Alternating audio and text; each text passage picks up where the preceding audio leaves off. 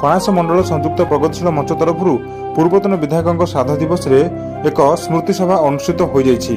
ଯାହା ସୂଚନା ରହିଛି ଆଜି ଅପରାହ୍ନ 4 ଘଟିକା ସମୟରେ କଣାସ ସ୍ଥିତ ମଇନ୍ଦପୁରଠାରେ ପୂର୍ବତନ ବିଧାୟକ ସିଦ୍ଧେଶ୍ୱର ପାଣିଗ୍ରାହୀଙ୍କ ତ୍ରୟୋଦଶ ଶ୍ରାଦ୍ଧ ବାର୍ଷିକ ଉତ୍ସବ ଅବସରରେ ଏକ ସ୍ମୃତିଚାରଣ ସଭା ଅନୁଷ୍ଠିତ ହୋଇଯାଇଛି। କଣାସ ମଣ୍ଡଳ ସଂଯୁକ୍ତ ପ୍ରଗତିଶୀଳ ମଞ୍ଚ ତରଫରୁ ଅନୁଷ୍ଠିତ ଏହି କାର୍ଯ୍ୟକ୍ରମରେ ଶିକ୍ଷାବିତ ସର୍ବେଶ୍ୱର ଜେନା ସଭାପତିତ୍ୱ କରିଥିଲେ।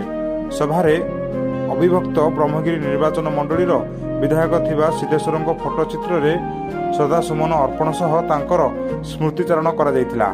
ମୁଖ୍ୟ ବକ୍ତା ଭାବେ ଜନବାଦୀ ସମ୍ପାଦକ ଚକ୍ରଧର ପ୍ରଧାନ, ସିଦ୍ଧେଶ୍ୱରଙ୍କ ବୋହୂ ମିନତୀ ପାଣିଗ୍ରାହୀ, ସମାଜସେବୀ ପ୍ରଦୀପ୍ତ ନାୟକ, ଧନେଶ୍ୱର ସ୍ୱାଇଁ, କାଶୀନାଥ ପାଣିଗ୍ରାହୀ, ଅକ୍ଷୟ ରାୟସିଂହ, ଗୋବର୍ଦ୍ଧନ ବେହେରା, ଗିରୀଶ ମହାରଣା, ଅନାମ ବେହେରା, ଯୁଧିଷ୍ଠିର ବେହେରା, ଆନନ୍ଦ ମହାପାତ୍ର, ଅମ୍ଳାନ ଦାସ, ମଣି ଘଡ଼େଇ, ପ୍ରଭାତ ପାଣିଗ୍ରାହୀ ପ୍ରମୁଖ ସିଦ୍ଧେଶ୍ୱରଙ୍କ ସଂଗ୍ରାମୀ ଜୀବନ ବିଷୟରେ ଆଲୋକପାତ କରିଥିଲେ।